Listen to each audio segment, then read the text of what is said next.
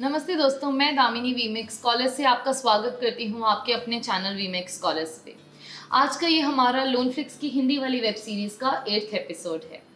अगर आप education loan लेने वाले हैं फ्यूचर में अपनी अब्रॉड स्टडीज़ के लिए, या फिर अगर आपका लोन प्रोसेस ऑलरेडी चल रहा है, तो आपके लिए बहुत ज़रूरी है कि आप लोन फ्लिक्स वेब सीरीज़ के सारे एपिसोड्स देख लें। इससे आपको लोन की टर्म्स एंड कंडीशंस की, सैंक्शन प्रोसेस की, रीपेमेंट और डिसबर्समेंट प्रोसेस की पूरी जानकारी हो जाएगी। आप इसके लिए हमारे चैनल को सब्सक्राइब भी कर सकते हैं नीचे दिए गए लिंक पे क्लिक करके, ताकि हम जब भी कोई नई वीडियो पब्लिश करें आपको पता चल सके। अभी तक हमने लोन फ्लिक्स की हिंदी में जो भी वीडियोस बनाई हैं, जैसे कि हमारा कोलेटरल और नॉन कोलेटरल लोन का प्रोसेस, एसबीआई और बैंक ऑफ बड़ौदा के लोन प्रोडक्ट की टर्म्स एंड कंडीशंस, और पब्लिक या गवर्नमेंट बैंक और प्राइवेट बैंक्स में डिफरेंस, जो कि मेरी लास्ट वीडियो थी, वो सारी वीडियोस काफ़ी जेनरिक थी। मतलब कोई भी अगर देखेगा तो उसको समझ आ जाएंगी। बट ये जो हमारी आज की वीडियो है, ये थोड़ी मैथमेटिकल है। इसमें हम बात करेंगे कि कौन से बैंक्स आपको सिंपल इंटरेस्ट पे लोन देते हैं और कौन से बैंक्स आपको कंपाउंड इंटरेस्ट पे लोन देते हैं। और ये जो सिंपल और कंपाउंड इंटरेस्ट पे जो लोन मिलता है, उसमें क्या डिफरेंस होता है, एज एन ओवरऑल मनी की टर्म्स में कितना डिफरेंस पड़ता है। और एक और मोस्ट इम्पॉर्टेंट बात ये है कि काफ़ी सारे लेंडर्स आपको ये सिंपल और कंपाउंड टर्म्स रॉन्गली प्रेजेंट करते हैं। उससे कस्टमर कंफ्यूज हो जाता है और उनकी कोशिश ये होती है कि कस्टमर को फूल किया जाए। इसलिए स्टार्ट करते हैं इनकी डेफिनेशन से।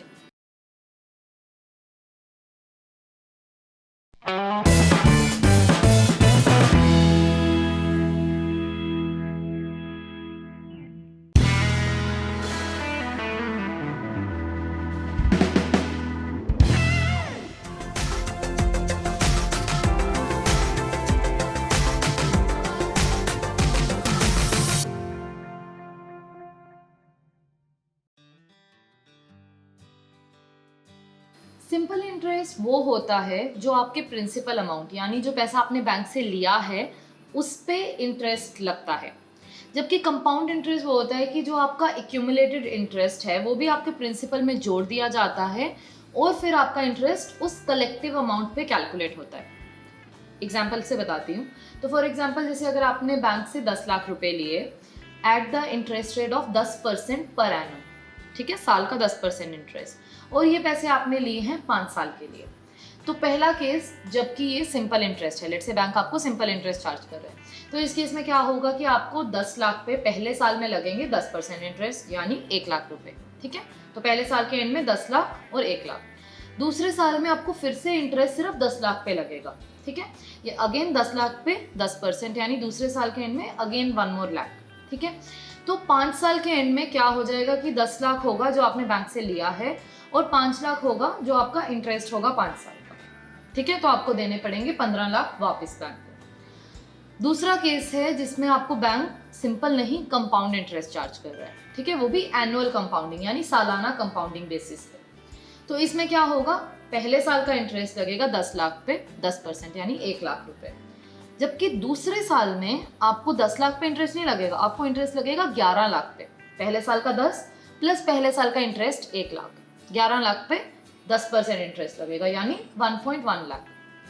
तीसरे साल में आपको 11 लाख प्लस 1.1 लाख, यानी 12.1 लाख पे इंटरेस्ट लगेगा तीसरे साल का, यानी 10%, 12.1 लाख।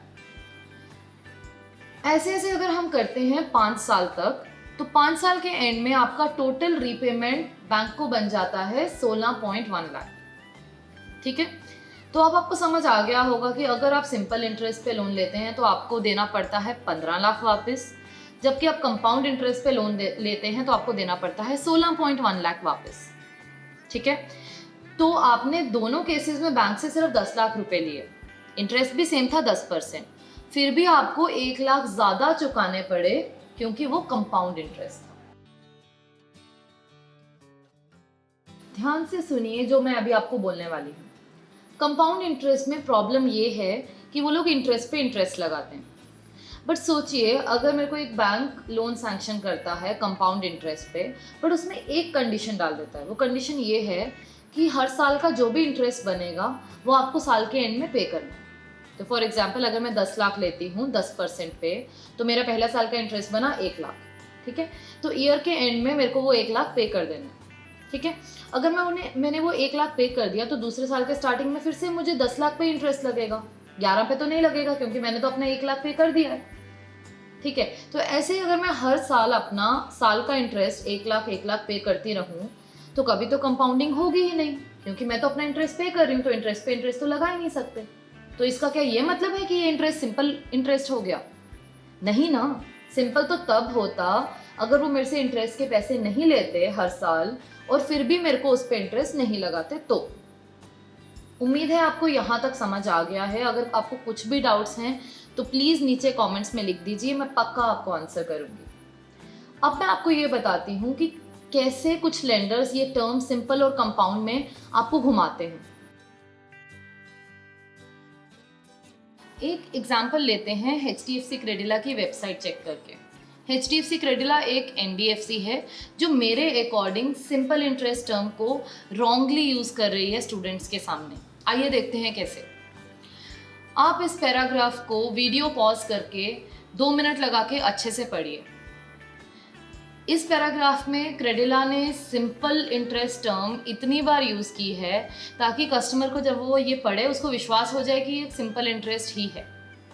अगर आप 2 से 3 बार इन 6 लाइंस को पढ़ेंगे तो आपको समझ आ जाएगा कि क्रेडिला नहीं चाहता कि आपको इंटरेस्ट पे इंटरेस्ट लगे, क्योंकि इससे आप और आपके पेरेंट्स पे बर्डन हो जाएगा। तभी क्रेडिला आपको सजेस्ट कर रहा है कि जो भी आपका इंटरेस्ट बनता है वो आप टाइम पे करते रहें। तो इसका तो मतलब यही हो गया ना जो मैंने आपको पहले कंपाउंड की डेफिनेशन में बताया था। क्रेडिला ने कहीं भी ये नहीं बोला है कि हम सिंपल इंटरेस्ट चार्ज करते हैं, कंपाउंड नहीं। उन्होंने बस यही बोला है कि जो भी आपका महीने का सिंपल इंटरेस्ट बन रहा है, फुल इंटरेस्ट बन रहा है, वो आप हर महीने पे करते रहिए ताकि वो कंपाउंड ना हो। जो बात यहाँ पे क्लियरली नहीं बोली गई है वो ये है कि अगर मैं पूरा इंटरेस्ट नहीं पे कर पा रही हूँ या फिर कुछ भी अगर पे नहीं कर पा रही हूँ तो जो मेरा इंटरेस्ट बचता है उसका क्या होता है? एक्चुअली वो कंपाउंड होता है, मतलब उस इंटरेस्ट पे भी आपको इंटरेस्ट लगता है। ये जनरल प्रैक्टिस है कि क्रेडिला के रिप्रेजेंटेटिव्स आपको पार्शियल इंटरेस्ट का ऑप्शन देते हैं। यानी अगर आपके लोन अमाउंट पे आपका मंथली इंटरेस्ट बनता है 12,000 रुपये पर मंथ, तो वो रिप्रेजेंटेटिव्स आपको बोलेंगे कि सर आप 5,000 दे दीजिए बस है।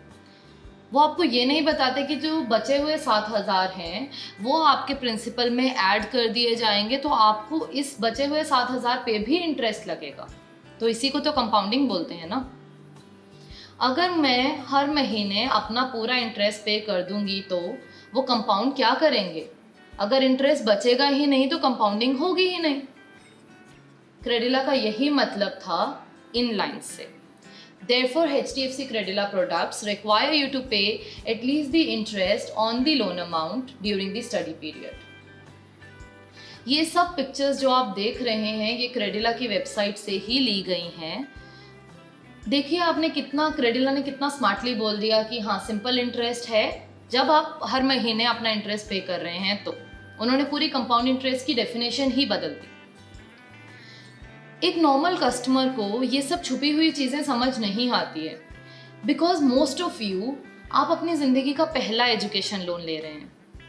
तभी मैं आपको सजेस्ट करूंगी कि आप अपने लोन के लिए वीमेक्स स्कॉलर से ही अप्लाई करें, ताकि आपको हर बैंक और NBFC की ऐसी छुपी हुई टर्म्स ट्रांसपेरेंटली बता दी जाएं। आप वीमेक्स स्कॉलर से अप्लाई कर सकते हैं ऊपर दिए गए लिंक पे क्लिक करके। आपकी इन्फॉर्मेशन के लिए वीमेक्स स्कॉलर्स की सारी सर्विसेज फ्री हैं। वीमेक्स स्कॉलर्स एक ministry of IT government of India से फंडेड ऑर्गेनाइजेशन है।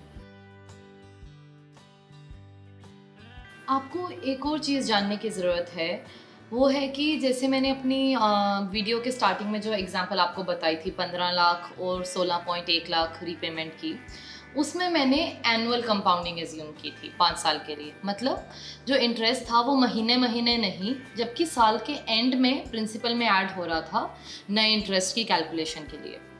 जबकि एक्चुअल में ये जो प्राइवेट लेंडर्स और NBFCs होते हैं क्रेडिला जैसे, ये मंथली कंपाउंडिंग करते हैं।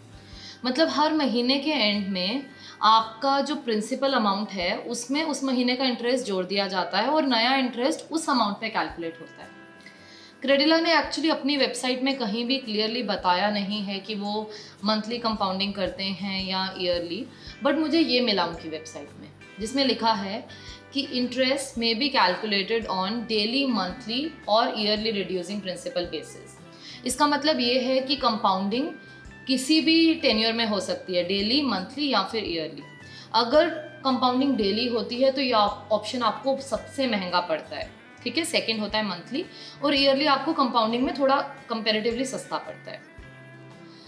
तो अब आप सोच रहे होंगे, ये जो प्राइवेट लेंडर्स हैं, जैसे कि क्रेडिला की मैंने एग्जांपल ली इस वीडियो में, आप सोच रहे होंगे कि अगर ये प्राइवेट लेंडर्स कंपाउंड कर रहे हैं तो बेटर ऑप्शन कौन सा है।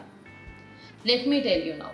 गवर्नमेंट बैंक्स आपको मोरेटोरियम पीरियड में, यानी आपका स्टडी पीरियड प्लस उसके बाद 6 महीने से 1 साल जो आपको जॉब सर्च पीरियड मिलता है, इस पीरियड में आपसे मंथली इंटरेस्ट नहीं मांगते हैं, एकदम ज़ीरो, आपको कुछ भी पे नहीं करना होता है। और ये जो इंटरेस्ट आप मंथली नहीं पे कर रहे हैं वो भी आपके प्रिंसिपल में ऐड नहीं होता है। यानी गवर्नमेंट बैंक्स आपको मोरेटोरियम पीरियड में सिंपल इंटरेस्ट ही चार्ज करते हैं, कंपाउंड नहीं। तो मतलब अगर आप जैसे मास्टर्स डिग्री के लिए जा रहे हैं 2 साल की डिग्री के लिए, तो उसमें आपको 2.5 साल या 3 साल का जो मोरेटोरियम पीरियड मिलता है, उस पीरियड में आपको सिर्फ सिंपल इंटरेस्ट चार्ज होता है गवर्नमेंट बैंक में। उसके बाद का जो पीरियड है, ये मोरेटोरियम के बाद का जो आपका रीपेमेंट टेन्योर होता है, उसमें तो आपको प्राइवेट बैंक हो या NBFC हो या फिर गवर्नमेंट बैंक हो, वो सब कंपाउंड इंटरेस्ट ही चार्ज करते हैं। बट ये जो पहले 3 साल का अगर आपको सिंपल इंटरेस्ट भी मिल जाता है ना, तो उसमें भी आप 2 से 3 लाख सेव कर लेते हैं कंपाउंड इंटरेस्ट के कंपैरेटिवली। मैं आपको एनकरेज करूंगी कि आप हमारा EMI कैलकुलेटर यूज़ करें, जो आप चेक कर सकते हैं ऊपर दिए गए लिंक पे क्लिक करके। इस EMI कैलकुलेटर से आप चेक कर पाएंगे कि आपका टोटल रीपेमेंट में कितना डिफरेंस आएगा ये सिंपल इंटरेस्ट और ये कंपाउंड इंटरेस्ट वाले ऑप्शंस के बीच में।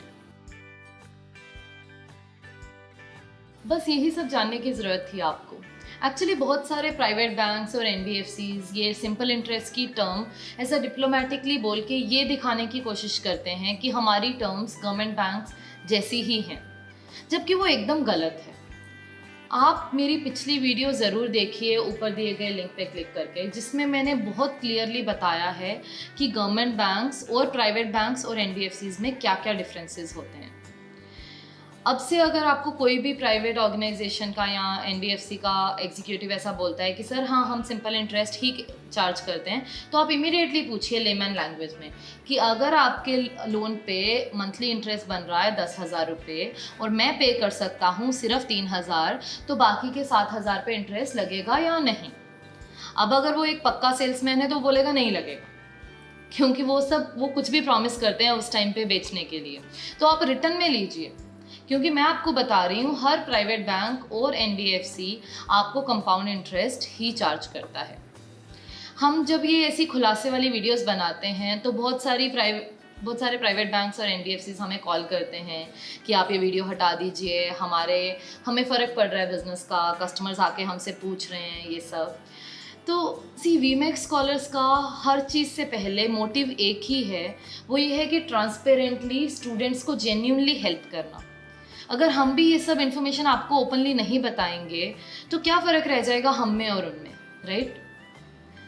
तो उम्मीद है ये वीडियो आपको अच्छी लगी, जिसमें मैंने एक डिटेक्टिव की तरह NBFC की वेबसाइट में जाके सीक्रेट इन्फॉर्मेशन आपको बताई है। अच्छी लगी तो प्लीज़ शेयर कीजिए अपने दोस्तों और उन पहचान वालों के साथ जिन्हें शायद एजुकेशन लोन की ज़रूरत है। अभी के लिए बस इतना ही।